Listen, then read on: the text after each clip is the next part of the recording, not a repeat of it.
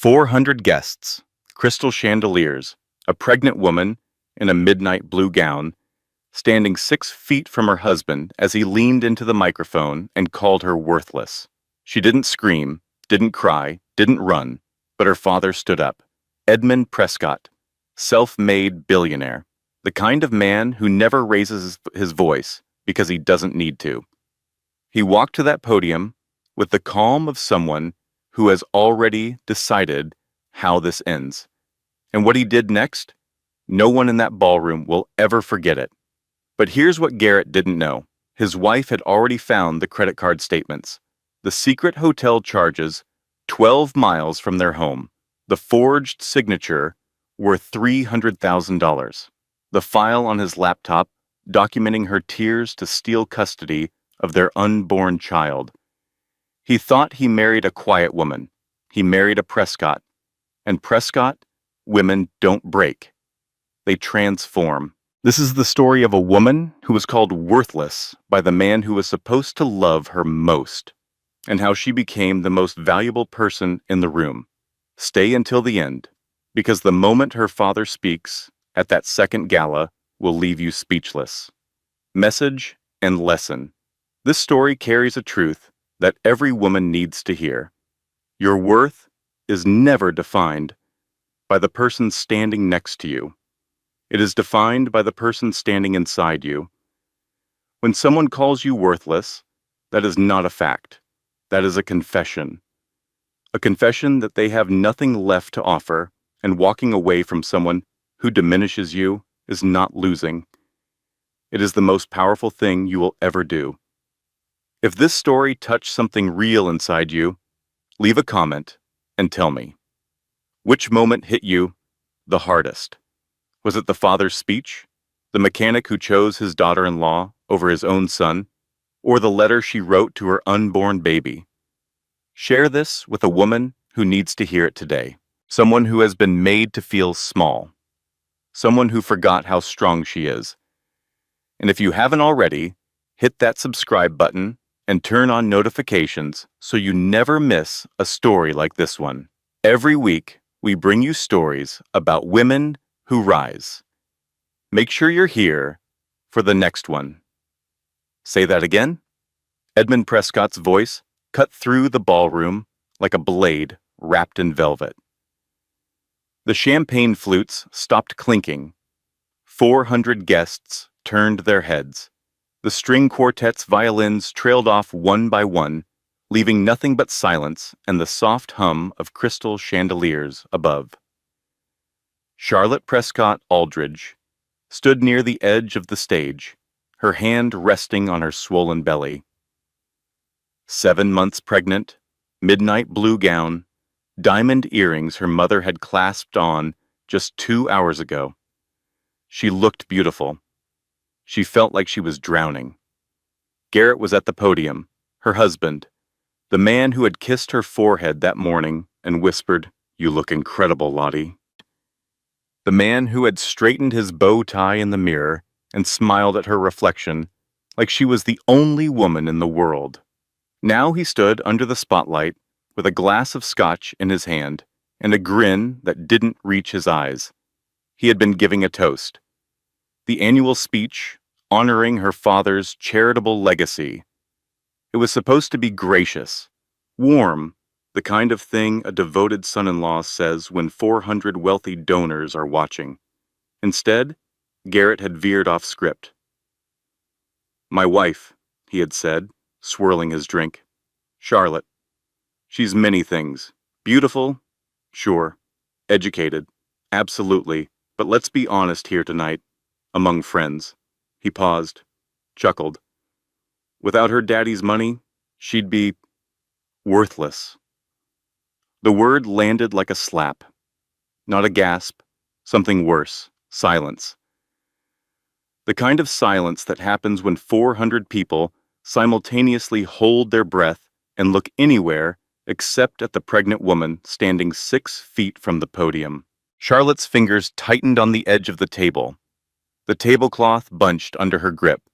White linen, starched, perfect. Like everything else in this room that was about to shatter.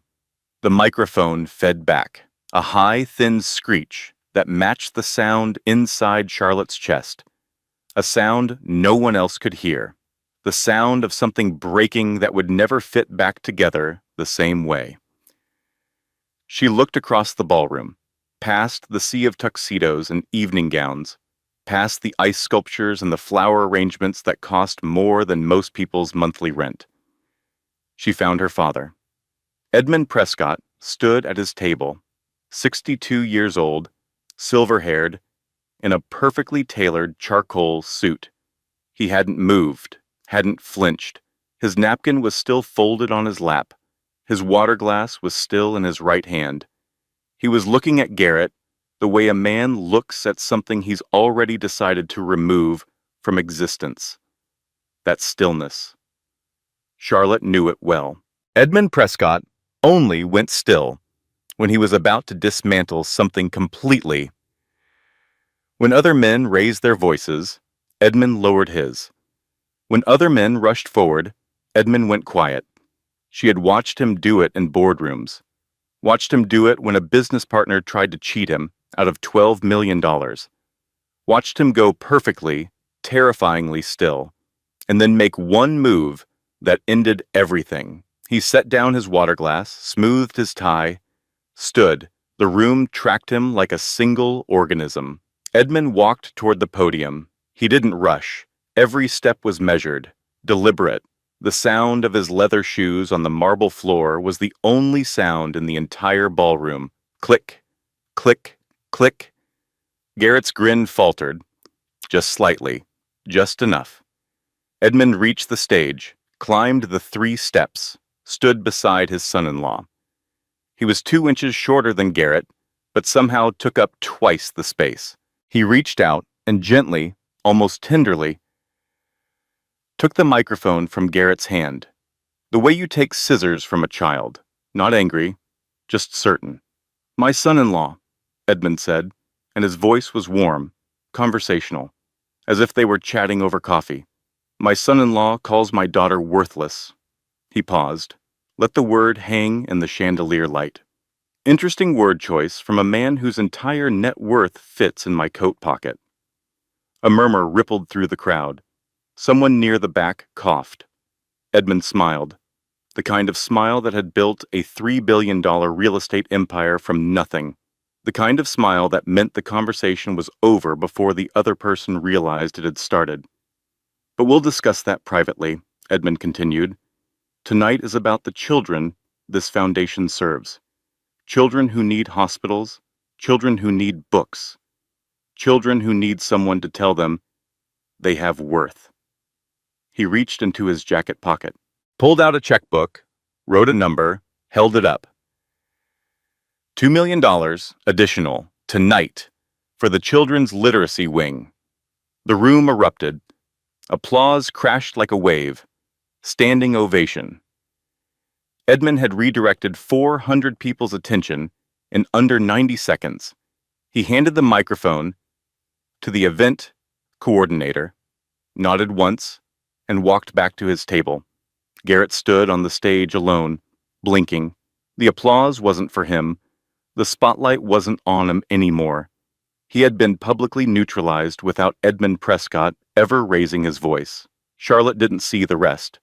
She was already walking toward the hallway, past the waiters with their silver trays, past the women who wouldn't meet her eyes, past the men who suddenly found their cufflinks fascinating.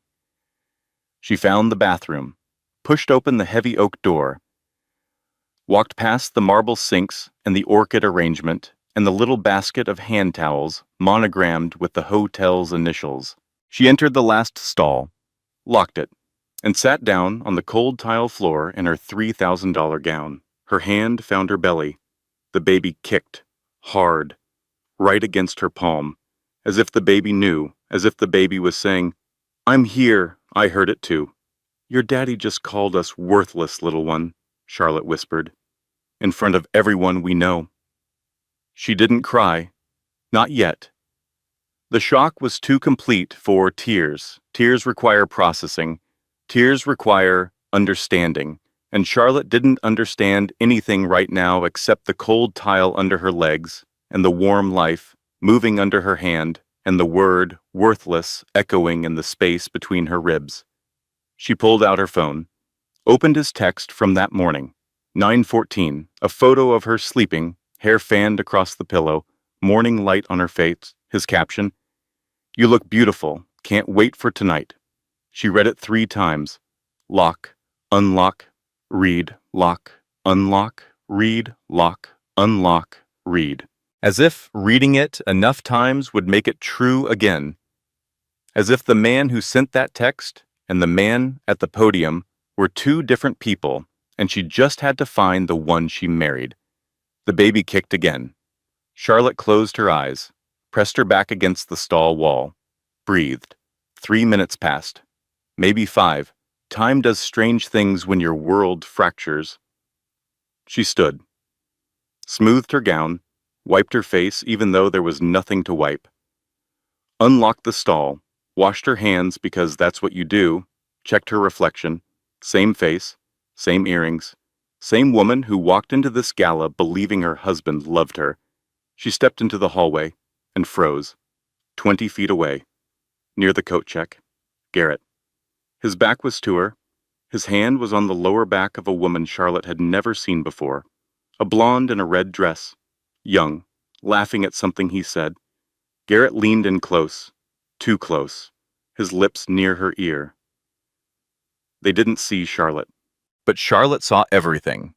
The hand on the lower back, the lean, the laugh, the intimacy of the gesture, the kind of touch that doesn't happen between colleagues, the kind of touch that has history behind it. Repetition. Comfort. Charlotte's heart hammered against her ribs. The baby went still, as if sensing the surge of adrenaline. She stepped backward, quietly, into the shadow of the hallway. Watched for 3 more seconds, 4, 5. Then she turned and walked away. Her heels made no sound on the carpet. The car ride home was 12 minutes of silence, broken only by the soft hiss of tires on wet pavement. It had started raining. Of course it had. The universe has a terrible sense of timing. Garrett drove. He was drunk, but not drunk enough to slur, just drunk enough to be reckless. Charlotte sat in the passenger seat, with her hands folded over her belly. The leather seat was cold against her back. The windshield wipers beat a rhythm that sounded like the word she couldn't stop hearing. Worthless, worthless, worthless. "You're quiet," Garrett said. Charlotte stared at the rain streaking across her window.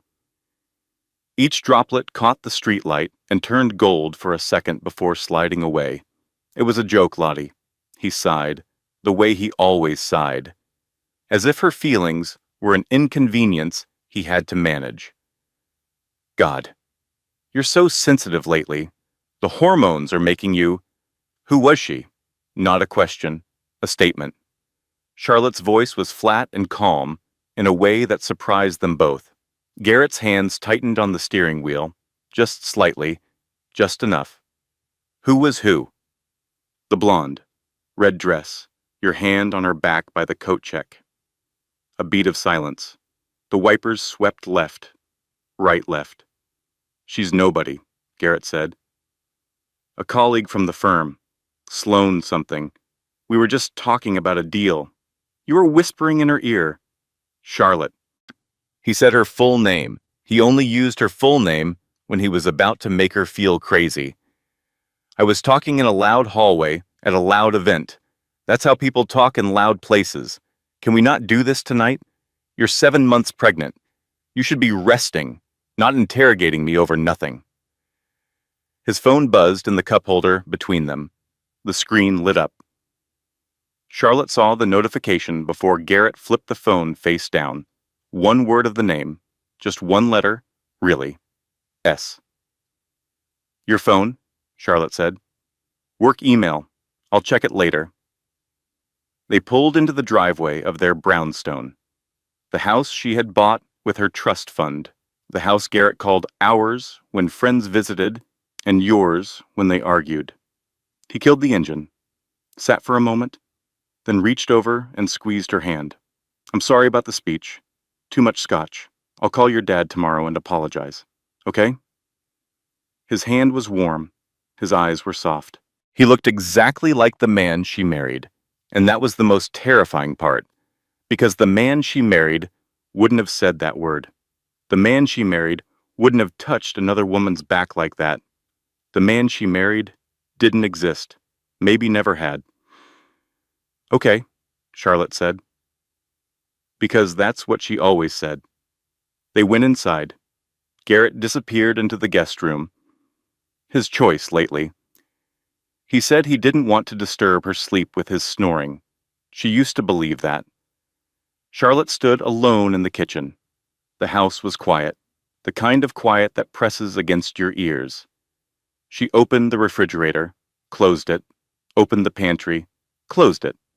Not hungry, not thirsty, not anything she could name. She walked to Garrett's home office. The door was ajar. She pushed it open. His desk was neat, always neat. Garrett was meticulous about his workspace. Pens aligned, papers stacked, laptop centered. A man who controlled his environment because he couldn't control anything else.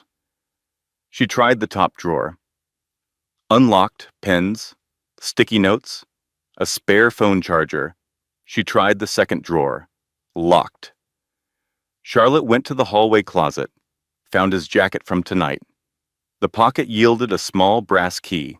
She'd never seen it before. How long had this drawer been locked? How long had she not noticed? Back in the office, key in the lock, turn, click, inside the drawer, credit card statements. Not the card they shared, a different card, one she'd never seen. Charlotte carried the papers to the kitchen table and spread them under the overhead light. Dinners for two. Restaurants she recognized. The ones Garrett told her were client meetings. Osteria, Sophia, Le Bernardin, Café Billionaire. Every entry for 2 covers. Every date and night he said he was working late. A receipt from a jewelry store. $4,200. A necklace. Charlotte touched her bare throat. She had never received a necklace. A hotel charge. The Langham. December 14th. The night Garrett said he had flown to Boston for a conference. Charlotte pulled up the hotel's address on her phone. 12 miles from their house.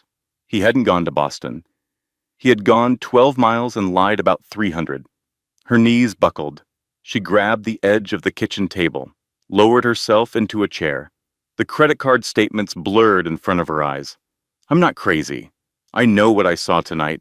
And now I know what I've been missing for months. Maybe longer. The signs were there. The late nights. The new cologne. The way he angled his phone away from me. The way he stopped reaching for me in bed. I'm not crazy. I was just trusting him. The baby shifted inside her, a slow roll, left to right, as if turning away from the truth, too. Charlotte picked up her phone. 1:17 in the morning. She dialed Margot. 1 ring, 2 rings. Click. Lottie? Margot's voice was groggy, but alert. Best friends answer at 1 in the morning. That's the rule. That's the unspoken contract that separates best friends from everyone else. I found something, Charlotte said. She was surprised by how steady her voice was. Credit card statements. A hotel 12 miles from here on a night he said he was in Boston. Dinners for 2 at every restaurant he told me was a client meeting. A necklace I never received. Silence. Not the thinking kind of silence. The guilty kind. Margot? More silence. Margot, you're not saying anything.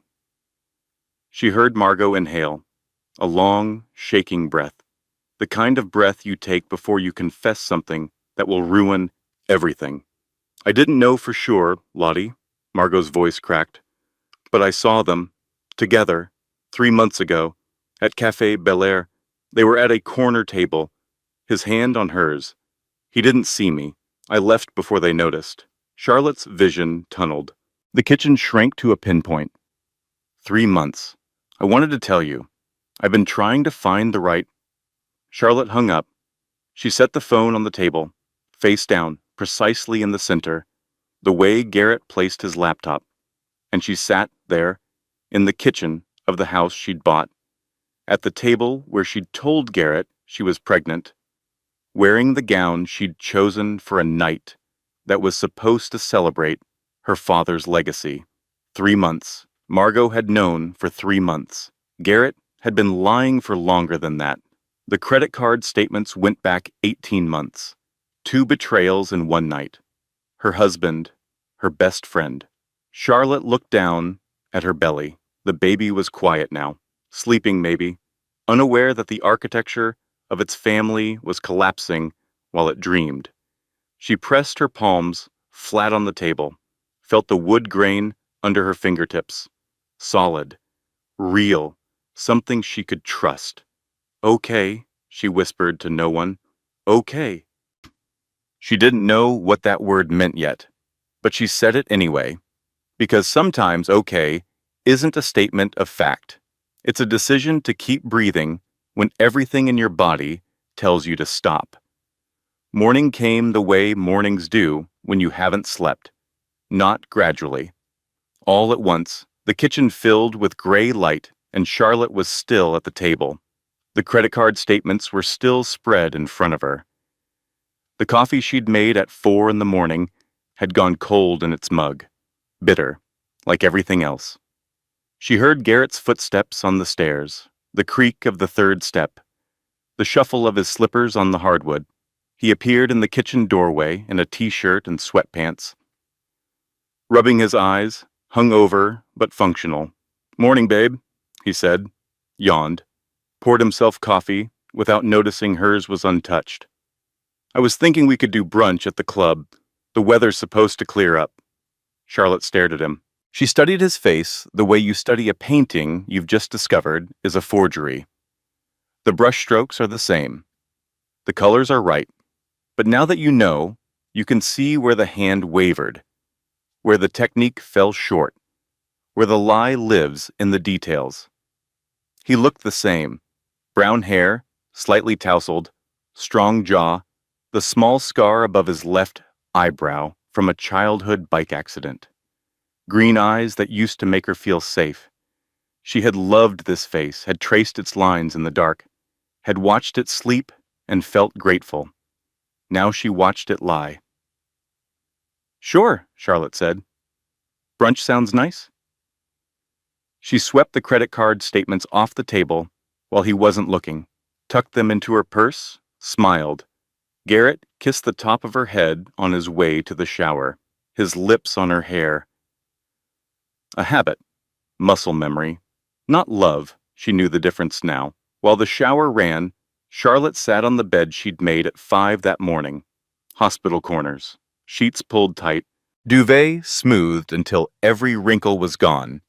She'd spent 20 minutes on it, adjusting, perfecting, folding the edges with a precision that would make a drill sergeant proud. If the bed was perfect, maybe everything else could be too. It couldn't. She knew that. But she made the bed anyway, because that's what you do when the world falls apart. You find one small thing you can control. You make it perfect. And you pretend, just for a moment, that perfection is enough. She drove to her parents' estate after brunch. Garrett didn't ask where she was going. He never did anymore. The Prescott estate sat on 14 acres in Greenwich, Connecticut. Stone walls, iron gates, a half-mile driveway lined with maple trees that turned gold in October. Charlotte had grown up here, had ridden her bicycle down this driveway, had fallen and scraped her knee on this gravel, and run crying to her father, who picked her up and said, "Prescotts fall down, sweetheart, then they get up." She parked in the circular drive and let herself in through the kitchen door. The house smelled like fresh bread. Vivian's doing. Her mother baked when she was worried. Sourdough today. That meant she was very worried. Charlotte found Edmund in his study. The room hadn't changed in 30 years. Mahogany desk, built-in bookshelves floor to ceiling, a leather chair that had molded to Edmund's shape over decades of late-night reading, the grandfather clock in the corner ticking its steady, patient rhythm. Edmund was reading. He looked up when she entered, set down his glasses, said nothing. He already knew why she was there. Charlotte sat in the leather chair opposite his desk, the one she'd sat in since she was 5 years old. Her feet used to dangle. Now they touched the floor, but the feeling was the same: safety, the smell of old books and pipe tobacco. Edmund had quit smoking 15 years ago, but the leather never forgot. She placed the credit card statements on his desk. Edmund put his glasses back on. Read each one, slowly, methodically, the way he read contracts, the way he read anything that mattered. He didn't speak, didn't react. His face was stone. When he finished, he folded his glasses, set them on the desk, aligned them with the edge, a habit Charlotte had inherited. The need for order when everything is chaos. "What do you want to do?" Edmund said. Not what he would do, not what she should do, what she wanted to do. This was how Edmund raised her, to make her own choices, to own her own decisions. He never swooped in, never fixed things without permission. He gave her the tools and the space, and then he waited. Even now. Even when every fatherly instinct must have been screaming at him to destroy Garrett Aldridge with a single phone call. "I don't know yet," Charlotte said. Edmund nodded. "Take your time." The grandfather clock ticked. Talekt, ticked. Outside, the gardener's shears clipped the hedges. A normal sound. A safe sound. Charlotte closed her eyes and let herself be 5 years old again, just for a minute. The chair held her. The room held her. The ticking clock counted seconds that didn't hurt. "He's been cheating on me," she said. "At least 18 months, maybe longer." "I know," Edmund said quietly. Charlotte opened her eyes. "You know?" "I suspected. After the gala last night, I made a phone call. A man who calls his pregnant wife worthless in public has something larger to hide. Cruelty that bold is always covering something." He paused. "I'm sorry I was right." Vivian found Charlotte in the garden an hour later. Her mother moved through the rose beds in a cream cashmere sweater and gardening gloves that had never touched actual dirt. Vivian Prescott was 59 years old and looked 45. She carried her beauty the way old money carries wealth. Effortlessly, invisibly, as though it had always been there and always would be, they walked the grounds together, mother and daughter, their shoes crunched on the gravel path. The September air smelled like cut grass and impending rain. Vivian didn't offer advice. Instead, she told a story. 30 years ago, Vivian said, your father had a business partner, Richard Holloway. They built their first development together, a shopping complex in Stamford, 50-50 split. One day your father discovered Richard had been skimming profits, not much, 3%. But over time, it added up to nearly $2 million. Charlotte listened. The gravel crunched. Your father didn't confront him, Vivian continued. Didn't yell, didn't threaten. He went quiet. For 6 weeks, he gathered information, documented every discrepancy, built a case so airtight that when he finally sat Richard down, there was nothing to argue. No defense, no excuse, or shishot. Richard signed over his share of the company that afternoon. Vivian stopped walking, turned to her daughter. Your father doesn't get angry, darling. He gets us strategic, and he taught you to do the same. Charlotte returned home at 4 in the afternoon. The house was quiet. Garrett was at the gym, or wherever he actually went when he said he was at the gym.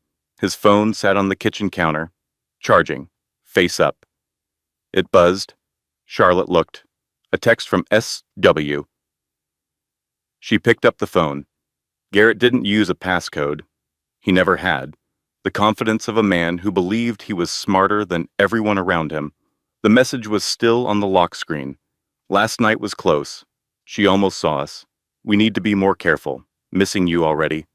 Charlotte's throat tightened, but her hands didn't shake. Something had shifted inside her. Somewhere between the cold bathroom tile last night and her father's study this morning, the grief had begun to harden into something else. Not anger, not yet. Something colder, clearer. The beginning of a plan she didn't have words for yet. She photographed the text, then scrolled through his messages with SW dozens, hundreds, going back months, pet names, plans, promises. She photographed everything. Then she opened his email and found something far worse than an affair. Garrett had been in communication with a divorce attorney, a man named Philip Kessler, specializing in high net worth separations. The emails went back 6 months. Garrett wasn't just cheating. He was planning to leave her, but not before securing his claim to Prescott family money through the baby. Custody leverage, community property arguments, financial claims through paternal rights. Every email was calculated. Strategic, cold. Charlotte set the phone down, exactly where she'd found it. Same angle, same position. She wiped her fingerprints with her sleeve. The shower started upstairs. Garrett was home. She hadn't heard him come in.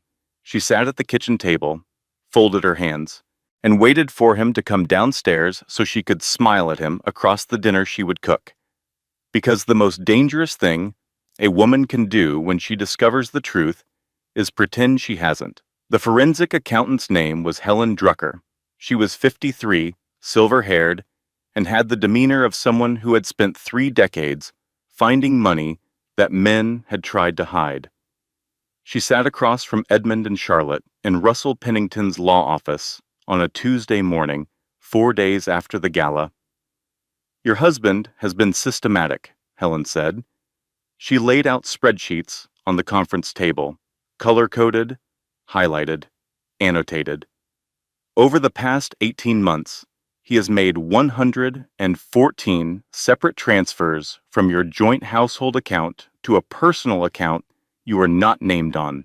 Each transfer was under $2,000, small enough to avoid triggering bank alerts. The total is $87,400.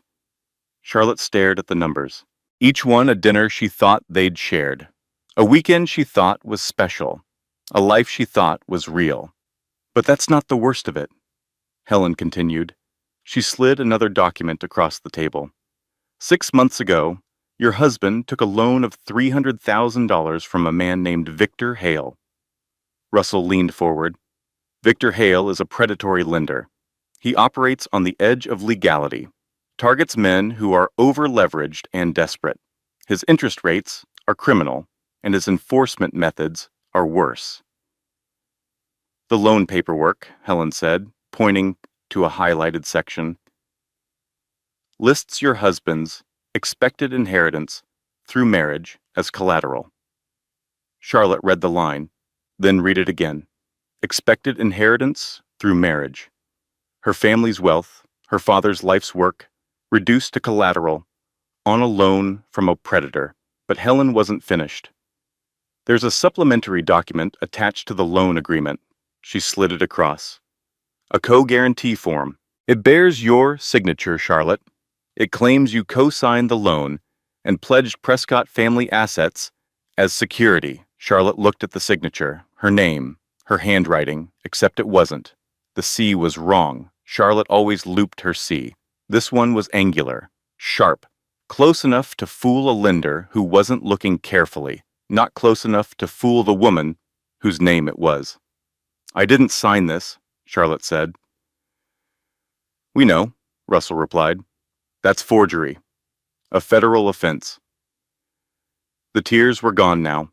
Something hotter replaced them. Charlotte stood up, walked to the window, looked down at the street 14 floors below. People walked to lunch, carried briefcases, checked their phones. Normal people, living normal lives. while hers detonated in a conference room above them. He wasn't just cheating, he was engineering her destruction. Every time she cried and he said, "You're being hormonal," he was writing it down. She had found a file on his laptop labeled "See Behavior Log." Dates, incidents, quotes taken out of context. He was documenting her emotional responses during pregnancy to build a custody case, making her look unstable, erratic, unfit. Every argument she started because something felt wrong, documented. Every night she couldn't sleep and wandered the house, noted. Every time she asked him where he'd been and he called her paranoid, recorded. He was making her look crazy, and she'd been helping him do it. "What do we do?" Charlotte said. Not a question, a command. Edmund, who had been silent throughout the presentation, put on his reading glasses, reviewed every document one more time. Then he took out his phone and made 3 calls. The first was to Russell. Prepare everything: divorce filing, asset protection, criminal referral. The second was to the forensic accountant. I want a complete trace on Victor Hale's organization. Every entity, every connection. The third he took in another room. Charlotte didn't hear it. When he returned, his expression hadn't changed, but something in his eyes had sharpened. The look of a man who had identified a problem and already designed the solution. "He made one mistake, sweetheart," Edmund said. "He forgot whose daughter you are." That evening, Charlotte called Douglas Aldridge, Garrett's father. The conversation she dreaded most. Douglas picked up on the second ring. His voice was rough. Working-class Ohio, a man who had spent 40 years under the hoods of other people's cars. Charlotte had always liked him. He was kind in a way that was simple and real. He sent birthday cards that arrived on time. He asked about the baby with genuine excitement. He called Charlotte sweetheart and meant it. "I'm calling to ask you something," Charlotte said. "And I need you to be honest with me, Douglas." "Always, sweetheart." "Did you know about Garrett and the woman from his office?" A pause, long, heavy. She heard him set something down, a coffee mug maybe, or a wrench. "I didn't know it had gone this far," Douglas said. His voice cracked on the last word. "He brought a girl to the shop last spring, introduced her as a friend, Sloane. Pretty girl, young. The way she looked at him, I recognized it. His mother used to look at other men the same way when she thought I wasn't watching." He cleared his throat. "I raised him better than this, Charlotte. Or I thought I did. His mother leaving when he was 9. But it broke something in him, but that's an explanation. It's not an excuse, and I want you to know that." Charlotte gripped the phone. Her throat ached. "I'm so sorry," Douglas said. "I'm so sorry my son did this to you. I deserved better than this. My baby deserves better than this." The thought came clear and unbidden, not as a question, not as a hope, as a fact, simple and bright and unshakable. She thanked Douglas, hung up, sat in the quiet of her living room, and made a decision. She wouldn't confront Garrett, not yet, not until everything was in place. Instead, she would become the wife he expected, warm, compliant, unsuspecting. She would watch him relax, watch him think he'd won, study his patterns, when he left, where he went, what he said, who he texted. She smiled at him across the dinner table that night, asked about his day, laughed at his joke about a coworker, passed him the bread basket with both hands, and the whole time she was memorizing him. Not as a wife memorizes a husband, as a detective memorizes a suspect. The tells, the lies, the micro-expressions that gave him away. Because that's what he was now, not her husband, not her partner, her opponent. And Charlotte Prescott had been raised by the best strategist in the business. 3 days later, Margot showed up at the front door. Mascara streaked down her cheeks, rain in her hair, shaking. "I need to tell you everything," Margot said. "All of it. Even the parts you don't want to hear." Charlotte opened the door wider and let the last person who owed her the truth walk in. They sat on the kitchen floor, two grown women on cold tile, Margot with mascara tracking down her cheeks, Charlotte with her belly between her crossed legs. The overhead light was too bright, but neither moved to dim it. The refrigerator hummed. The ice maker dropped cubes. Clunk, clunk, clunk. The mundane percussion of a life still running while everything inside it burned. "Start from the beginning," Charlotte said. Margot wiped her nose with her sleeve, a gesture too human for her usual polished exterior. Margot Calloway planned galas and gallery openings for a living. She wore silk blouses and spoke in carefully constructed sentences. She did not sit on kitchen floors with ruined makeup. But grief, Charlotte was learning, strips away everything decorative and leaves you with what's underneath. 3 months ago, Margot said, Café Billionaire. I was meeting a client for lunch. I got there early, sat at the bar, and I saw them. Garrett and Sloane, at a corner table, near the window, his hand on hers, not on top, threaded through, fingers interlaced. The way you hold someone you've held before. Charlotte's jaw tightened. She said nothing. I froze, says, Margot continued. I just sat there with my menu and watched. They were laughing. He leaned over and pushed her hair behind her ear, and she looked at him the way you used to look at him, at the beginning, when you still believed. What did you do? I left before they saw me, walked 3 blocks, threw up in an alley behind a dry cleaner, went home, sat in my car for an hour, and then I did nothing. The word nothing landed heavy on the kitchen tile between them. He came to see me the next day, Margot said. At my office. He was calm, charming. He said he knew I'd seen them. He said it was ending. It was a mistake. Charlotte was fragile with the pregnancy, and the stress of knowing would be dangerous for the baby. He begged me not to tell. He said he'd end it that week. And you believed him. I wanted to believe him, because the alternative was destroying you, and I kept telling myself, 1 more week. I'll wait 1 more week and see if he ends it. And then another week, and another. 3 months of weeks, Lottie. 3 months of watching you at brunch and baby showers and knowing. Sitting across from you at dinner parties and knowing. Hugging you goodbye and knowing. Margot's voice broke. I was a coward. I chose the easy path and called it protecting you, but I was protecting myself. From the look on your face right now. This look. The one that tells me you'll never fully trust me again. Charlotte stared at the tile grout between her knees.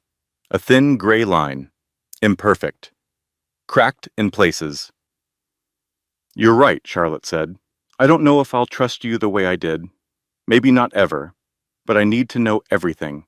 Not for the marriage. For the fight. Margot looked up. The fight? He's not just cheating, Margot. He's planning to take my money, my reputation, and my baby. And I need to know everything about Sloane Whitfield before I can stop him. Something shifted in Margot's eyes. The guilt didn't leave, but it made room for something else. Purpose. Direction. The particular energy of a woman who has been given a chance to make things right and intends to take it. Margot went to work.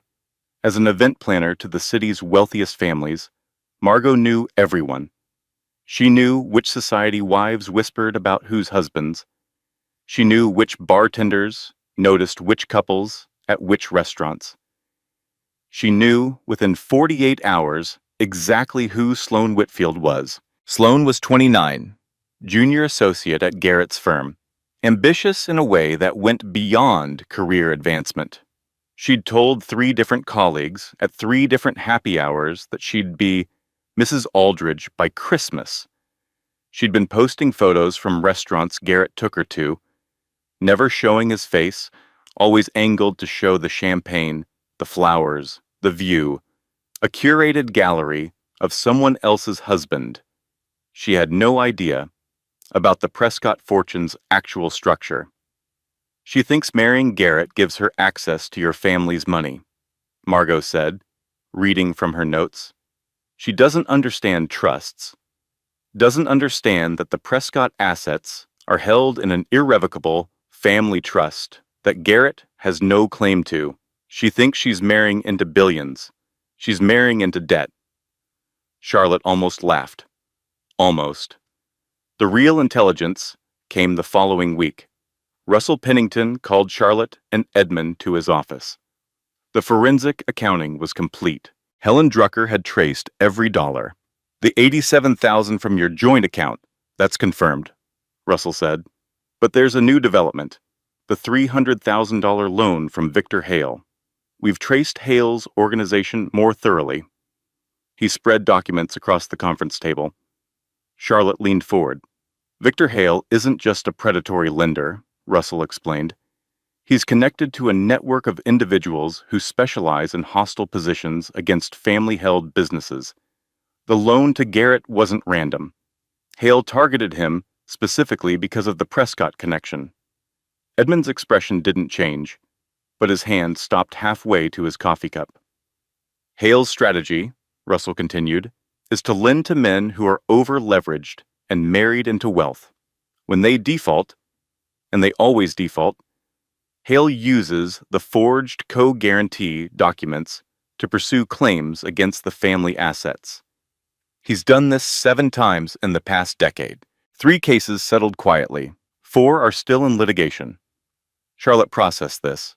Garrett wasn't just a cheating husband. He was a mark, a tool in someone else's scheme. And somehow, that made it worse. He had been too stupid and too greedy to see that he was being used. And he had dragged her family into it.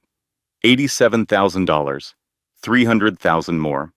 He'd sold her, sold their marriage, their baby, her family's name, as collateral for a loan from a predator. Charlotte stood in Russell's office and felt the anger crystallize. Not hot anymore, cold, diamond, hard, and clear. The kind of anger that doesn't scream, the kind that builds. Edmund spoke for the first time that afternoon. Russell, he said, I want the criminal referral filed within 72 hours. I want Hale's operation flagged with the Financial Crimes Division. And I want Charlotte's assets secured in a prenatal trust for my grandchild by end of business Friday. He turned to Charlotte and, I have a plan, he said. A single move. The right moment. But I need you to trust me. And I need you to be patient. What is it? Charlotte asked. Edmund smiled. Not warmth, strategy. The smile that built a $3 billion empire from a $20,000 loan and a 1-room office in Bridgeport. The best deals close when the other side thinks they've already won, he said. Your husband thinks he's winning. Let's make sure he keeps thinking that. Charlotte drove home in silence. No radio, no podcast. Just the hum of the engine and the sound of her own breathing. Her phone buzzed. A calendar reminder, OBGYN appointment. Dr. Elaine Chambers. Tomorrow at 10. She'd almost forgotten. In the chaos of credit card statements and forensic accountants and betrayal layered on betrayal, she had almost forgotten she was growing a person inside her. A person who didn't know about any of this. A person who just needed her to eat well and sleep enough and keep her blood pressure stable. Charlotte placed her hand on her belly. The baby kicked. Hard, insistent, demanding. I know, little one, she whispered. I know. Mama's working on it. Dr. Elaine Chambers had delivered over 3,000 babies in her 20-year career. She had seen every complication, every crisis, every miracle. She had steady hands and kind eyes and a voice that could calm a woman through a Category 5 contraction. So when Dr. Chambers frowned at the blood pressure monitor, Charlotte knew it was bad. 158/97, the nurse read aloud. Dr. Chambers removed the cuff, folded her hands, looked at Charlotte with an expression that combined professional concern with something more personal. She had been Charlotte's doctor for 3 pregnancies, 2 miscarriages, and now this one. The baby they'd finally held on to. The baby Charlotte had spent 2 years trying for. "Charlotte," Dr. Chambers said, "your blood pressure is dangerously elevated. At 7 months, this is a significant risk factor for preeclampsia. If this continues, we're looking at early delivery, possible complications for both you and the baby." Charlotte gripped the paper-covered exam table. The paper crinkled under her fingers. What do I need to do? Whatever is causing stress in your life, and I can see that something is, your body is keeping score. Stress hormones cross the placental barrier. Your baby feels what you feel. I need you to remove the source of your stress, or I'll be delivering this baby 2 months early in a surgical suite. Garrett was in the waiting room. He had insisted on coming, playing the part. When Dr. Chambers delivered the news, he performed concern flawlessly, held Charlotte's hand, asked about monitoring schedules, used words like "we" and "our baby" and "whatever it takes." In the car, his phone rang. He answered it in front of her. "Hey, yeah, no, I'm with Charlotte. Doctor's appointment. No, everything's fine." He laughed at something the caller said. "Tonight, maybe. Let me see." He hung up, noticed Charlotte watching. "Work," he said. "Client dinner. I might need to go out later." Charlotte looked out the window. The city slid past in a blur of concrete and glass and people who had no idea. The hardest part isn't what he's doing. It's watching him pretend to care. The performance is worse than the betrayal, because the betrayal is honest, in its own sick way. The performance is just another lie on top of a mountain of lies. And I'm supposed to sit here and smile. Modified bed rest. That was the prescription. Reduce activity. Reduce stress. Rest. As if rest were possible when your husband was stealing your money, forging your name, sleeping with another woman, and planning to take your baby. But Charlotte rested, because the baby needed her to. 3 days later, 11 at night. Garrett said he was working late. Charlotte was alone in the house. She walked through the dark hallway to the nursery. The room smelled like fresh paint, pale yellow walls, a white crib with a mobile of silver stars, a rocking chair by the window. The one she'd found at an antique shop in Vermont and had reupholstered in cream linen. A stuffed elephant on the changing table, gray, soft. She'd bought it the day of the positive test, the day she finally, after 2 years and 2 losses, saw 2 lines. She lowered herself into the rocking chair. It creaked under her weight. The sound of it, rhythmic, old, filled the nursery like a lullaby. "I wanted you to have everything I had," she whispered to her belly. 2 parents who loved each other. Sunday breakfast with pancakes shaped like animals. A dad who carries you on his shoulders at the county fair. Her voice cracked. "I'm sorry, little one. I'm sorry I chose wrong. I'm sorry I wasn't enough to make him." She stopped, pressed her lips together, breathed through her nose. "No." She said it aloud, firm. "No, that's his voice talking, not mine. I didn't choose wrong because I loved someone. He chose wrong because he didn't. I am enough. I have always been enough. He's the one who isn't." The rocking chair creaked. The mobile turned slowly in a draft from the vent, silver stars catching the moonlight. Charlotte didn't move. She sat in that chair for a long time, an hour, maybe 2. Her phone sat on the changing table, beside the stuffed elephant, its screen dark. She didn't pick it up. Didn't search anything, didn't look for answers she already had. She just sat, and rocked, and breathed, and let the nursery hold her the way her father's study had held her, the way safe places do when the world outside them is falling apart. At 2 in the morning, something woke her, a tightening across her abdomen. Low and deep, she gasped, gripped the arms of the rocking chair. Another tightening, stronger. Contractions. Charlotte fumbled for her phone, called Garrett. Ring, ring, ring. Voicemail. Hey, this is Garrett. Leave a message. She called again. Voicemail. Again, voicemail. She called Edmund. He answered before the first ring finished. Daddy?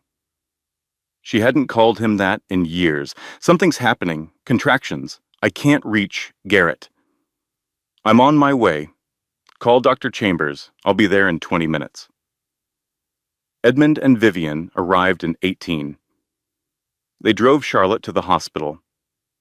The leather seats of Edmund's car, the smell of his cologne, Vivian's hand on hers in the back seat, squeezing in rhythm with the contractions. Breathe, darling. In and out. You're doing fine. Dr. Chambers met them in the labor ward. Monitors. An IV. The baby's heartbeat on the screen. Fast, steady, alive. Charlotte watched it flicker and felt something she hadn't felt in weeks. Gratitude. Raw, uncomplicated gratitude for the sound of that heartbeat. Braxton Hicks, doctors. Chambers said after 40 minutes of monitoring. Not true labor, but your blood pressure spiked to 162. Charlotte, I'm not going to sugarcoat this. Whatever is happening in your life needs to stop today.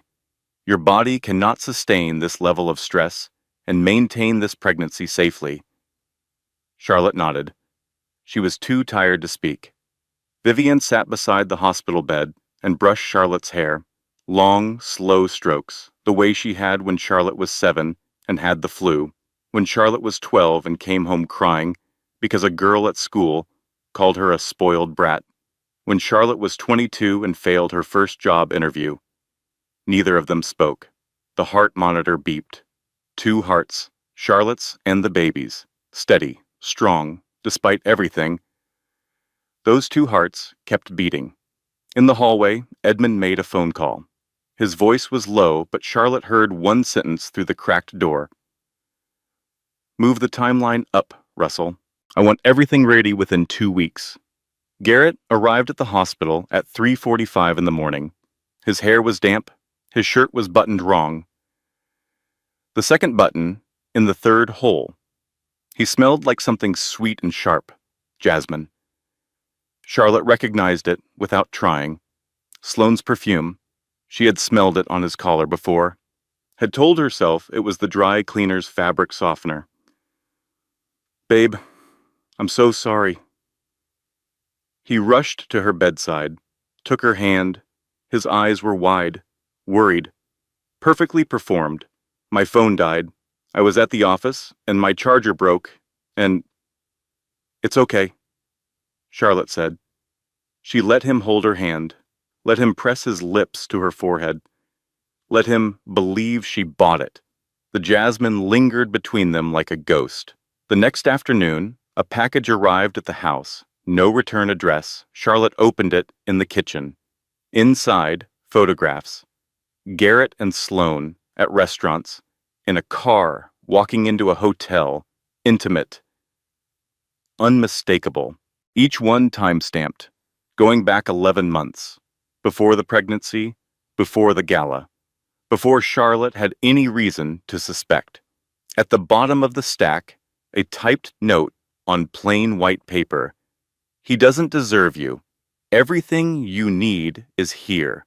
Charlotte spread the photos on the kitchen table, looked at each one, her husband's face in each frame, smiling, relaxed. The face of a man living a life she wasn't part of. She turned the note over, blank. Who had sent this? Russell Pennington called Charlotte on a Thursday morning. We've identified the source of the anonymous photographs, he said. The private investigator who took them is licensed in Ohio. His client paid in cash and personal checks. The checks were drawn on an account belonging to Douglas Ray Aldridge. Charlotte set down her tea. Douglas? Garrett's father. He hired a private investigator, out of his own savings. He's been building this file for 2 months. Charlotte sat with this for a long time. Douglas Aldridge, the man who changed oil and rotated tires in a 2-bay garage in Dayton, Ohio. A man who probably took home $60,000 in a good year, who wore flannel shirts and work boots and called everyone friend. A man who had spent his retirement savings on a private investigator to document his own son's betrayal. To protect a daughter-in-law he barely knew, because it was the right thing to do. Charlotte called Douglas that evening. She sat on the porch. The air was cool. Autumn was coming early this year. The maple tree in the yard was just starting to turn. Green at the center, gold at the edges. I got your photographs, Douglas. Silence. Then a sound she didn't expect. A grown man crying, not dramatically, quietly. The way men of his generation cry. Suppressed, reluctant, ashamed of the tears even as they fall. I raised him better than this, Douglas said. Or I thought I did. His mother left when he was 9, walked out on a Tuesday morning. Said she was going to the store and never came back. I raised that boy alone. Worked doubles to keep the lights on. Drove him to every practice. Sat in the front row at every game. He paused, blew his nose. When he brought that girl to my shop last spring and introduced her as a friend, I knew. I looked at him and I saw his mother. The same lies, the same selfishness, the same ability to look someone they love straight in the eye and betray them. Douglas. I hired the investigator in July. Used the money I'd been saving for a new engine hoist. Don't need a new hoist. I needed my conscience clear. His voice steadied. If you need me to testify, I will. In court, under oath, against my own son, for my grandchild. Charlotte pressed her palm to her chest. Her heart beat against it. Strong, steady. Thank you, Douglas, she said. You didn't have to do this. Yes, I did. Someone had to be the man my son refused to be. The next morning, Charlotte did something she hadn't done in months. She opened her closet. Not to get dressed, to excavate. She started sorting, pile by pile, hanger by hanger. The designer dresses Garrett liked her to wear. Too tight across the chest, too short for comfort, chosen for how they made him look, not how they made her feel. Donate. The strapless black number he bought for his firm's Christmas party. You need to show some skin, Lottie. These are important people. Donate. The silk blouse that cost $800 and made her feel like she was wearing someone else's body. Donate. The flat shoes he called frumpy. Keep. The oversized sweater her mother gave her that Garrett said made her look like a college student. Keep. The jeans he said made her look like someone's mother. She looked down at her belly. She was going to be someone's mother. That wasn't an insult. That was the most important thing she'd ever do. Keep, keep, keep. By the time she finished, 3 garbage bags sat by the door for donation. Her closet was half empty, but for the first time, everything in it belonged to her. That afternoon, Charlotte went to the Prescott Foundation office. She hadn't been there in months. Garrett hadn't wanted her working during the pregnancy. You should be resting, Lottie. The foundation can survive without you. Another way to isolate her. Another way to make her small. The office was on the 12th floor of a glass tower downtown. Edmund had given the foundation its own space, separate from his real estate business, because he believed charity should stand on its own. Charlotte had helped design the interior. Open floor plan, natural light, a wall of children's artwork, from the literacy programs she'd built. Bennett Cross met her in the lobby. Edmund's protege, 36, quiet eyes. The kind of man who entered a room without changing its energy. Not because he lacked presence, but because his presence was calm rather than demanding. He ran the foundation's daily operations and had been doing it well in Charlotte's absence. Charlotte, he smiled, warm, not performative. Your father said you might come by. The literacy report is on your desk. He handed her a coffee without being asked. Almond milk, 1 sugar. He remembered. Such a small thing. But after months of Garrett not remembering her coffee order, not caring enough to notice, the gesture hit Charlotte somewhere deep. For what it's worth, Bennett said as they walked to her office, your father talks about you like you hung the moon, and based on the literacy numbers from last year, I think he might be right. Charlotte sat at her desk, opened the reports, numbers, budgets, impact assessments. 3,200 children served through the literacy program she'd designed. 12 new library partnerships, a 91% participant satisfaction rate. She wasn't worthless. She had never been worthless. The word was so small, so fragile. It crumbled under the weight of 3,200 children who could read because of her. 2 days later, Edmund summoned Charlotte to his study. Everything was ready. Russell had prepared the legal documents, the divorce filing, the asset protection orders, the criminal referral for forgery and fraud, the forensic accounting report, Douglas Aldridge's photographs, Charlotte's screenshots of Garrett's texts and emails. But Edmund had one more piece of information. The forged co-guarantee on Victor Hale's loan, Russell said. We've had it analyzed by 2 independent handwriting experts. Both confirm it's not Charlotte's signature. Both are prepared to testify. The federal prosecutor's office has accepted the referral. Garrett is looking at forgery charges. Minimum 2 years. Suddenly, Charlotte absorbed this. Her husband could go to prison, the father of her unborn child. Are you sure? She asked Edmund. Not asking for permission, asking for certainty. Sweetheart, Edmund said, he forged your name. He stole your money. He used your pregnancy to manipulate you. He put your life and the baby's life at risk. He brought a predatory lender to our family's doorstep. Certainty isn't the question. The question is timing. He leaned forward. There will be one final event. The Foundation's emergency fundraiser for children's hospitals. 2 weeks from Saturday, every important person in the city will attend, and that is where Garrett Aldridge will learn the price of calling my daughter worthless. Charlotte looked at her father, at his steady eyes, his folded hands, the grandfather clock ticking behind him. Okay, she said. And this time, the word meant something.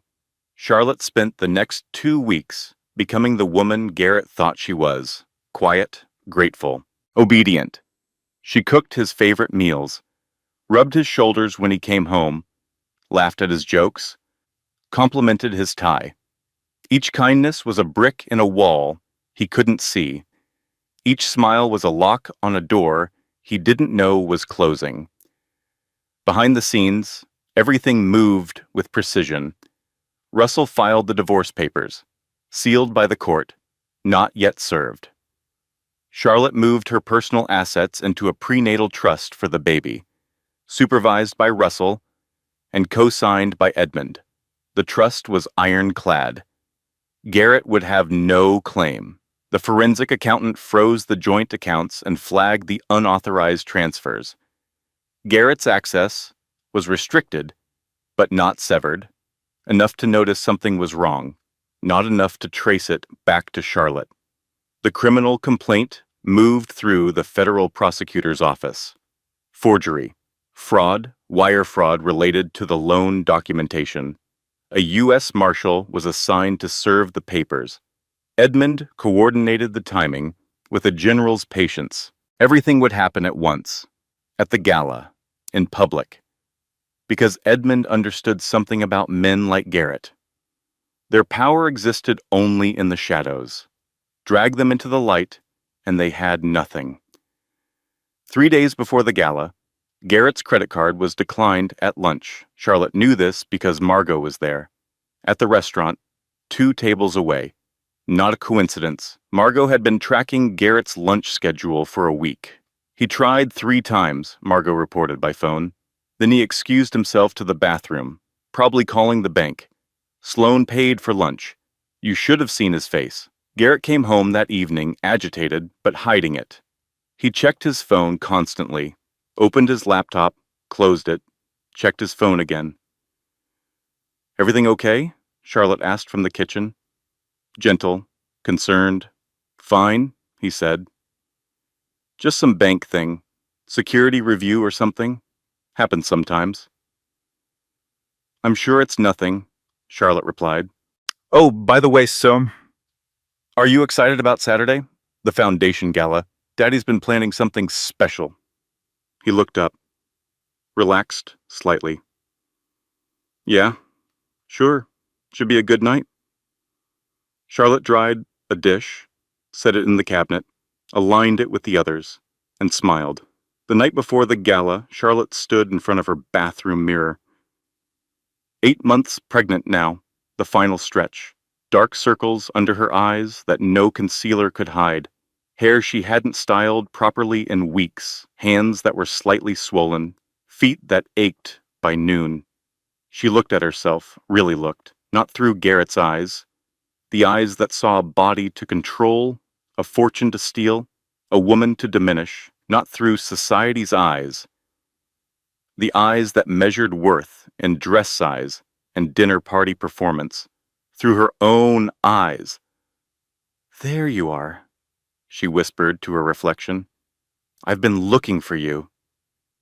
The woman in the mirror didn't look worthless. She looked tired. She looked fierce. She looked like someone who had walked through fire and discovered she was fireproof.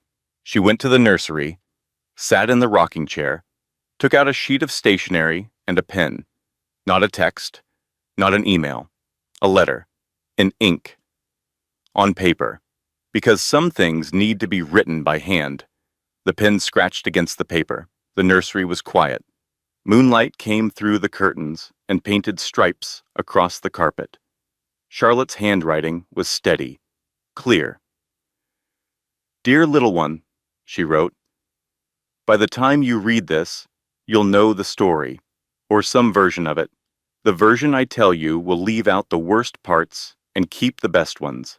Here's what I want you to know right now, before you arrive, before everything changes again." She wrote 3 pages, about strength, about worth, about the difference between being loved and being owned, about Prescott women and what they're made of. She folded the letter into 3 parts, tucked it into the pocket of the stuffed elephant on the changing table, the gray one, the soft one, the one she bought the day she saw 2 lines. "Someday," she whispered, "I'll read this to you, and you'll know your mama was brave, even when she didn't feel brave, especially then." Gala morning, Charlotte stood in her bedroom, 3 dresses laid on the bed. 2 were Garrett's choices. Designer, tight, low cut, chosen to display her like a trophy. The 3rd was the one she and Vivian had picked together last week. Cream-colored, floor-length, empire waist that draped over her belly like flowing water. Elegant, powerful. Hers. She chose the cream. Vivian arrived to help her dress. She clasped a diamond necklace around Charlotte's neck. A cascade of small stones that caught the light like captured starlight. "This was my mother's," Vivian said. "She wore it the day she told your grandfather she was leaving him for your real grandfather, the man she actually loved. The man who deserved her." Vivian met Charlotte's eyes in the mirror. Prescott women don't break, Charlotte.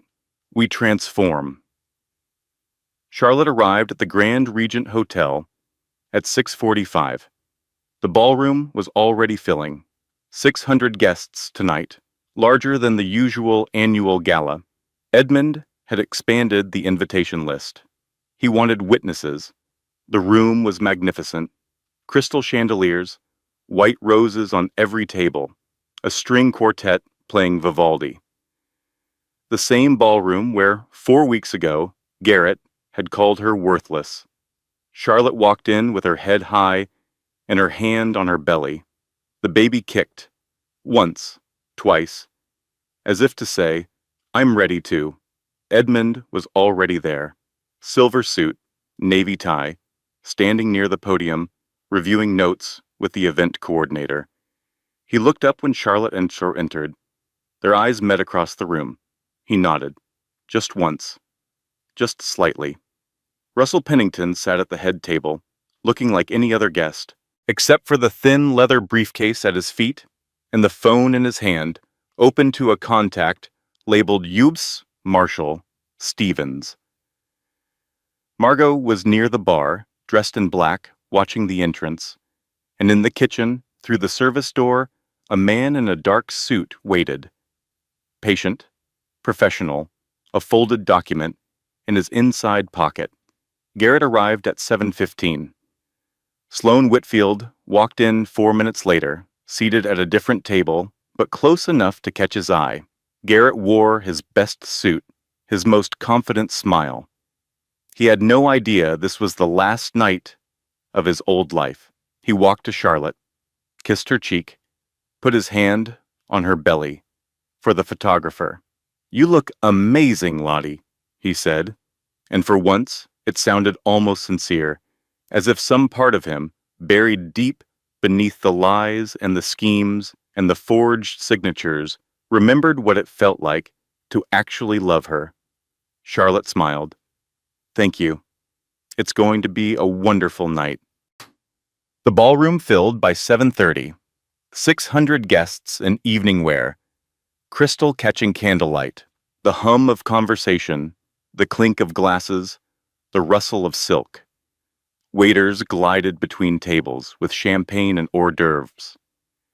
The string quartet shifted from Vivaldi to something softer.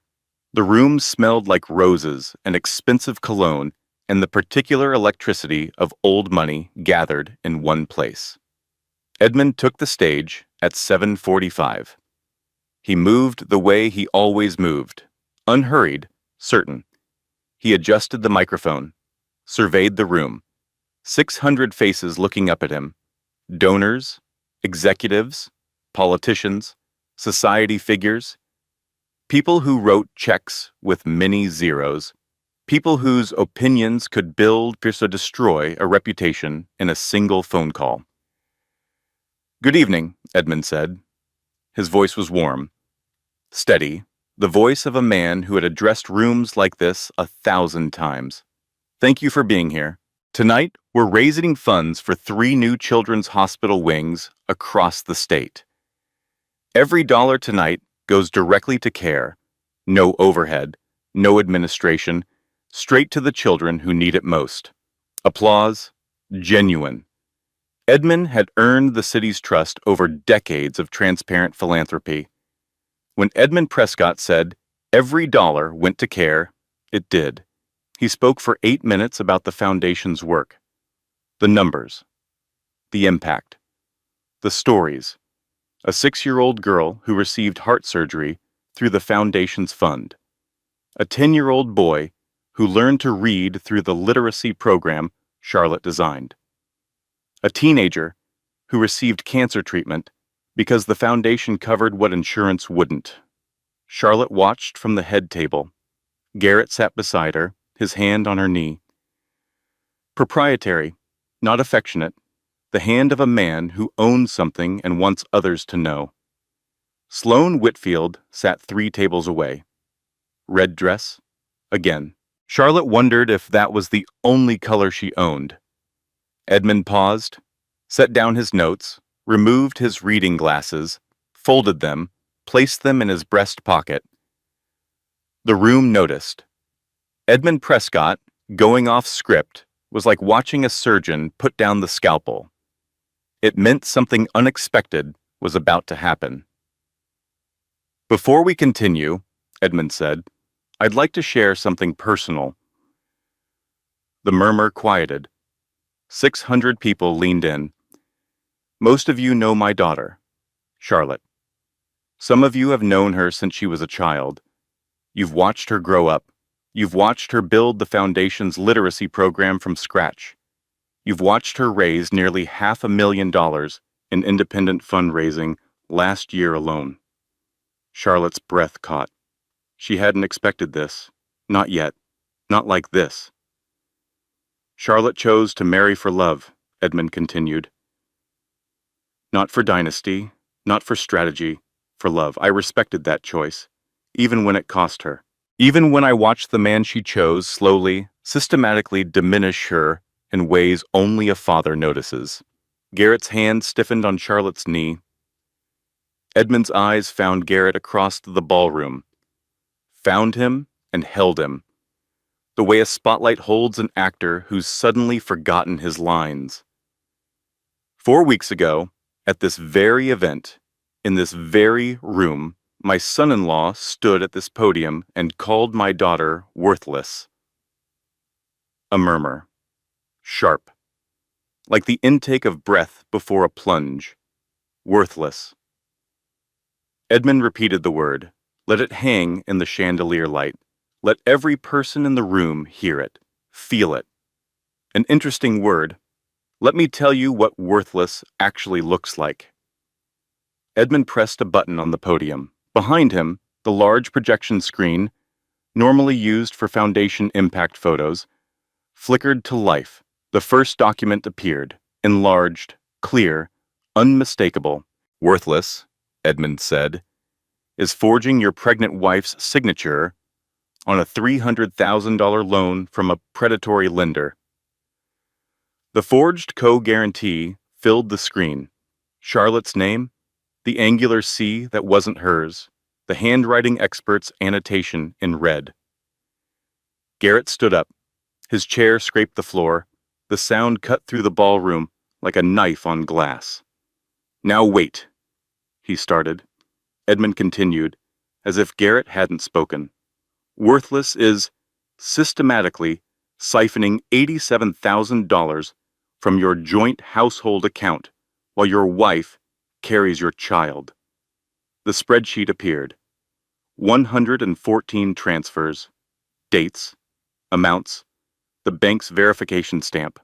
The room had gone completely silent, not the polite silence of attention, the shocked silence of 600 people witnessing a man being dissected by his own father-in-law in front of everyone he's ever tried to impress. "Worthless," Edmund said, and his voice dropped lower, quieter, more devastating for its softness, "is documenting your pregnant wife's emotional responses to create a false narrative of instability, to build a custody case, to take her child." The behavior log appeared on screen. Garrett's own words, his own dates, his own calculated notes about Charlotte's tears and fears and sleepless nights. Every intimate vulnerability weaponized. Charlotte looked at Garrett. His face was white. His mouth was open. His hands hung at his sides like he'd forgotten how to use them. "And worthless," Edmund said, straightening to his full height, "is bringing your mistress to your father-in-law's charity gala and thinking no one would notice." Every head in the room turned toward Sloane Whitfield. She sat frozen in her red dress, a deer in 600 headlights. Her wine glass trembled in her hand. Edmund turned to face Garrett directly.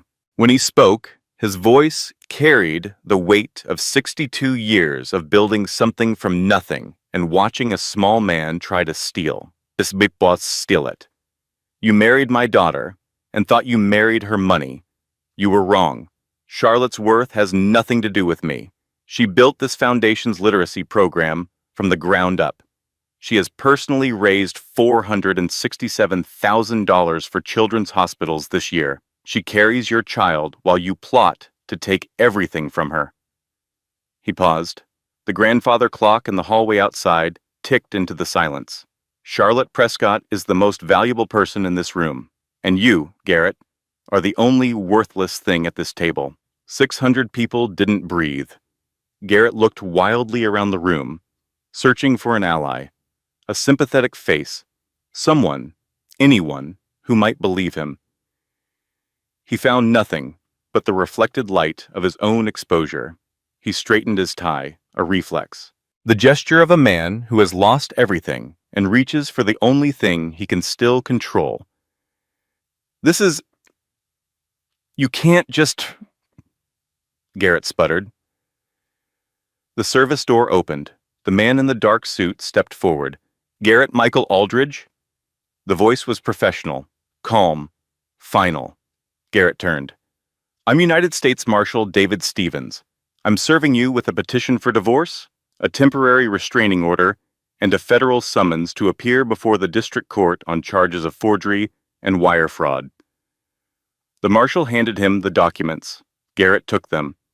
His hands shook so badly, the papers rattled. The ballroom remained silent.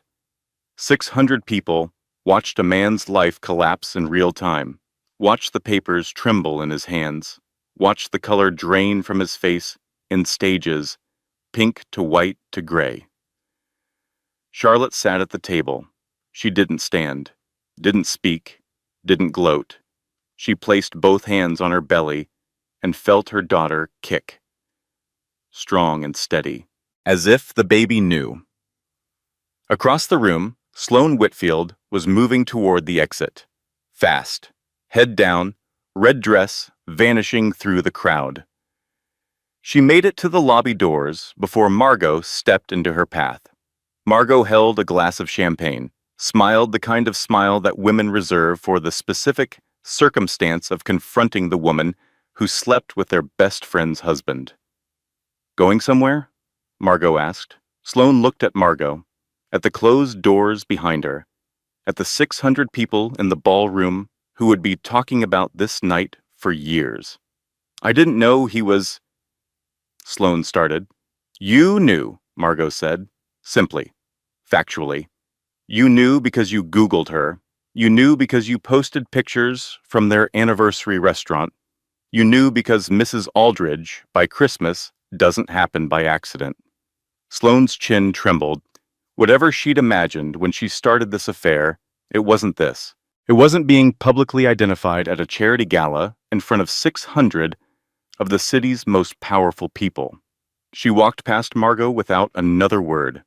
Her heels clicked rapidly on the marble. The lobby doors closed behind her. Garrett was escorted from the ballroom by the marshal and 2 hotel security officers. He didn't resist. He didn't say goodbye. He didn't look at Charlotte. He walked out with the papers in his hand and the weight of 600 stares on his back. The doors closed. Edmund returned to the microphone. "My apologies for the interruption," he said, and he smiled, the real smile, the warm one. "Now, where were we?" "Ah, yes, children's hospitals." The gala continued, because Edmund Prescott didn't let anyone, especially not Garrett Aldridge, ruin an evening dedicated to sick children. The band played, the champagne flowed, and the donations poured in. The highest total in the foundation's 20-year history, $2.7 million. Everyone in the room wanted to write a check for the man who had just shown them what a real father looks like. Charlotte stepped outside at 9:30. The terrace overlooked the city lights. The air was cool and clean after the suffocating heat of the ballroom. She breathed, really breathed, the kind of breath that fills your lungs so completely it aches. Footsteps behind her. She turned. Bennett Cross stood in the terrace doorway. He held a glass of water, not champagne, water. "Thought you might need this," he said. Held it out. Charlotte took it. Drank. Felt the cold water trace a line down her chest. "Are you okay?" Bennett asked. Charlotte looked at the city, at the lights stretching to the horizon. at the dark spaces between them, at the sky above, where 3 stars were visible, despite the light pollution. "You know what's strange?" she said. "I thought I'd feel triumphant. I thought I'd feel vindicated. But I just feel—" She searched for the word. "Free." Bennett nodded. He didn't try to fill the silence, didn't offer wisdom or comfort or a shoulder. He just stood beside her and let the word breathe. "I think I'm going to be okay," Charlotte said, and for the first time in months, she believed it. 1 week later, Charlotte sat on the porch of her brownstone. The air had turned. October now. The maple in the yard was fully gold. Leaves drifted down like slow-motion confetti, settling on the walkway in patterns that looked almost intentional, as if the tree were decorating for something. Garrett was gone. Not metaphorically, physically, legally, completely gone. He'd been removed from the house by court order within 24 hours of the gala. His belongings, the suits, the watches, the cologne that smelled like someone else's story, had been packed by a moving service and sent to a storage unit.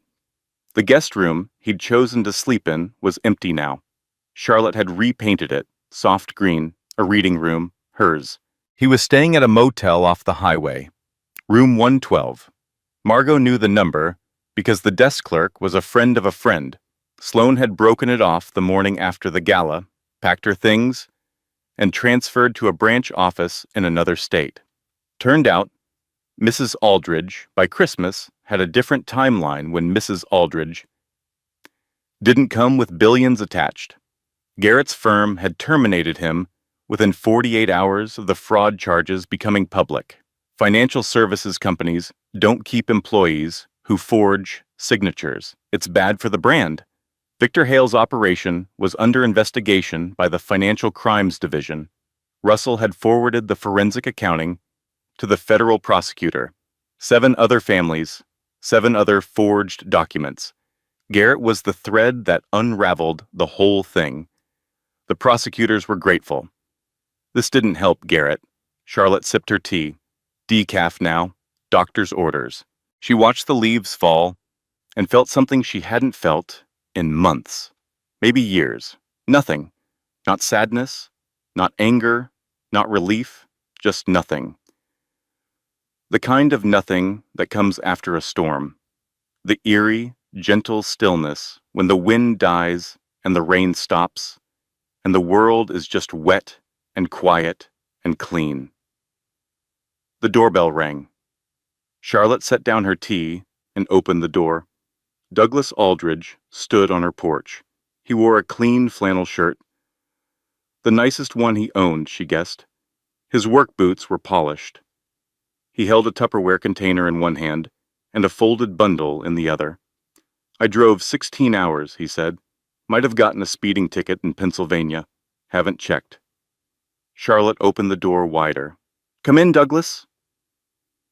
He stepped inside, looked around the brownstone as if seeing it for the first time. He probably was. Garrett hadn't invited his father often. Douglas didn't fit the image Garrett was constructing. They sat at the kitchen table. Douglas placed the Tupperware between them. "Chicken soup," he said. "My mother's recipe.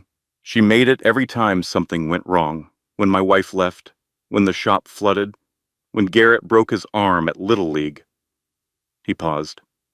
"Figured this qualifies." Charlotte opened the container.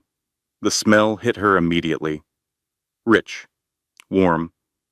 The kind of smell that doesn't come from a recipe so much as from a history, from a woman standing at a stove, from decades of ordinary kindness repeated until it becomes extraordinary. "And this," Douglas said, unfolding the bundle. A baby blanket, cream-colored, hand-knitted, slightly uneven in places, soft from years of storage and careful washing. "My mother made this for her first grandchild," Douglas said. "She died before she got to meet one. I've been keeping it in a cedar chest for 20 years. It was always meant for this baby. Garrett doesn't get to ruin that too." Charlotte held the blanket, pressed it to her face. It smelled like cedar and wool and a grandmother she would never meet, but somehow, through this blanket, already knew. "Thank you, Douglas," she whispered. "You don't need to thank me," he said. "You need to know that there's at least one Aldridge who turned out decent, and your baby is going to know that too." On Saturday, Margot came over. They sat on the porch with decaf coffee and a box of pastries from the Italian bakery on 7th Street. The kind with custard inside and powdered sugar that gets on your fingers and your shirt and somehow your left eyebrow. They didn't talk about Garrett for the first 20 minutes. They talked about Margot's sister's dog, who had eaten an entire sofa cushion. They talked about the new Thai restaurant that allegedly gave someone's husband food poisoning. They talked about nothing, and it was the best conversation Charlotte had in months. Then the silence came, the natural one, the one that settles between two people who have something real to discuss and are gathering the courage. "I'm not going to pretend it didn't happen," Charlotte said. "What you did. The 3 months." Margot nodded. She set down her coffee. Her hands were steady, but her eyes were not. "I know. I understand why you did it. I even believe you thought you were protecting me. But understanding isn't the same as trusting. And trust is going to take time. I know that too. I'm not ready to call you my best friend again. Not yet. But I'm ready to call you my friend. And I'm ready to see if we can build from there." Margot's eyes filled. She blinked rapidly, pressed her lips together, nodded. They didn't hug, but Charlotte pushed the pastry box toward Margot, and Margot took one. And they sat on the porch in the October sun and ate pastries with powdered sugar on their fingers. That was enough for now. People ask me if I'm angry. I was. God, I was furious. The kind of fury that doesn't sleep and doesn't eat and replays every lie on a loop at 3 a.m. But anger is exhausting, and I have a baby to grow, so I chose to be strategic instead. Turns out, clarity is more powerful than rage. Rage makes you swing wild. Clarity makes you aim. Monday morning, the Prescott Foundation office. Charlotte at her desk by 8:30. The literacy report needed review. The hospital wing proposals needed signatures. The quarterly donor newsletter needed editing. Normal work. Important work. The kind of work that reminds you that your hands were made for building, not for ringing. Bennett knocked on her open door at 10 with a cup of tea. Almond milk, 1 sugar. "The Children's Hospital Board wants to name the new wing," he said. "They're asking for your input." "The Prescott family wing," Charlotte said without hesitation. "Not the Edmund Prescott wing." "No, family. Because that's what it's about. Not one person. The whole family. Including the newest member." She rested her hand on her belly. Bennett smiled. He lingered for a moment in the doorway, not awkwardly, comfortably, the way someone lingers when they enjoy where they are. "For what it's worth," he said, "I think worthless is the last word anyone in this city would use to describe you, especially after Saturday night." Charlotte looked up. His eyes were warm, unguarded. He wasn't performing, wasn't strategizing, wasn't trying to impress. He was just a man standing in a doorway, telling a woman something true. "Thank you, Bennett," she said. He nodded, turned to leave, then stopped. "The donor newsletter," he said. "You misspelled rehabilitation on page 3. 2 B's." Charlotte laughed. A real laugh. The first one in so long that the sound surprised her.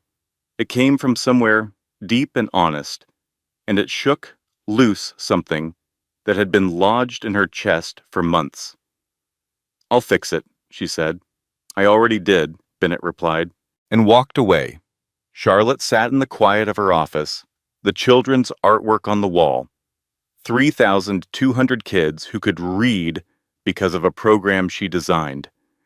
A hospital wing that would bear her family's name. A foundation that existed because her father believed in building things that mattered.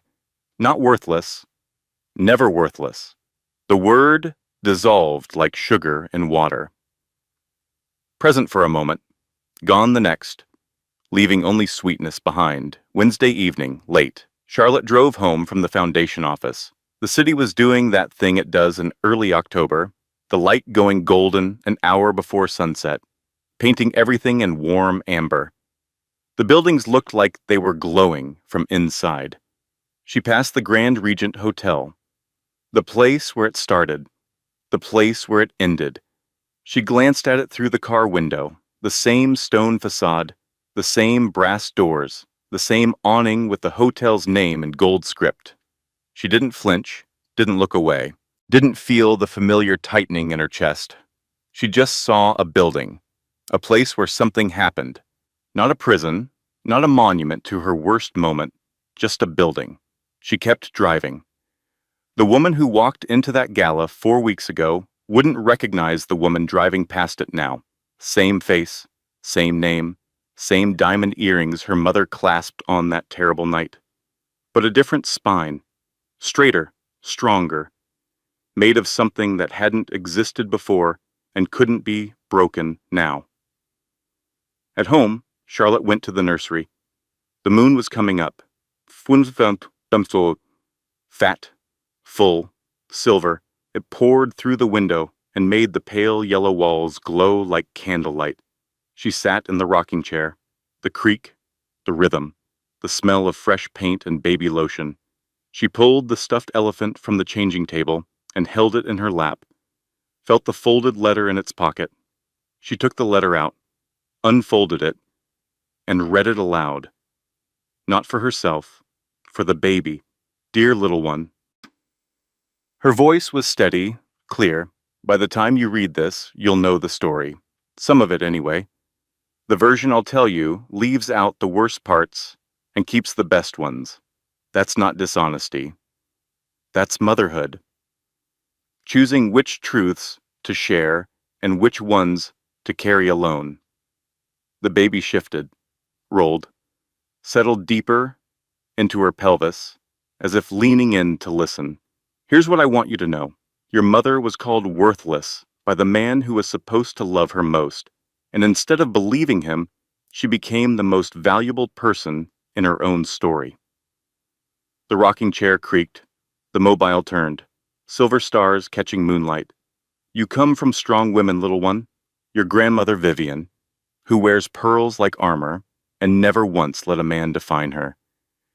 Your great-grandmother, who walked away from a bad marriage with nothing but a diamond necklace and the courage to start over. And me, your mama, who sat on a bathroom floor at a gala and decided that the word of one weak man would not be the word that defined her. Charlotte paused, touched the blanket Douglas had brought, cream-colored, hand-knitted, 20 years of waiting folded into soft wool.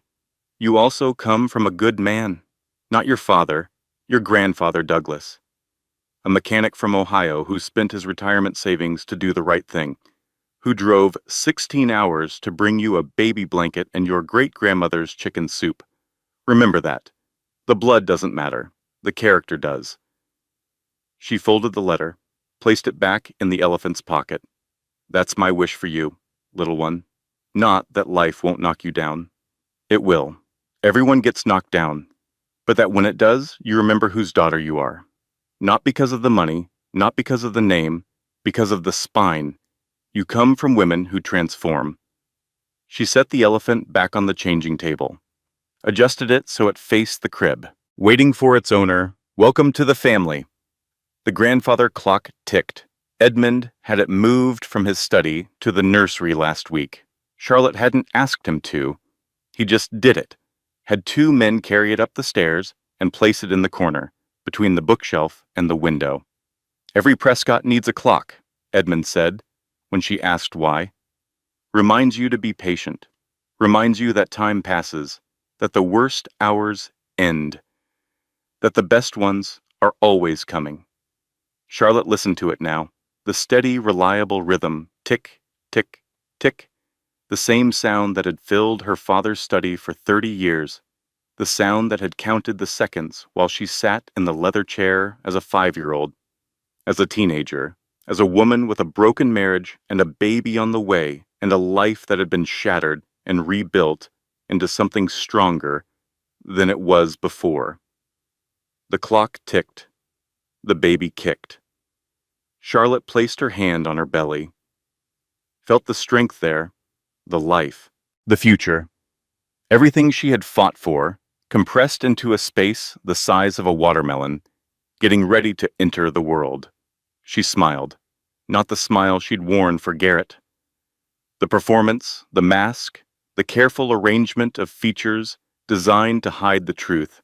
This smile came from somewhere real, from somewhere that had been dormant and was waking up, from the place where worth lives, not the kind that's measured in dollars or defined by other people's words, but the kind that exists because you decided it does, because you looked at yourself in a mirror and said, "There you are," and meant it.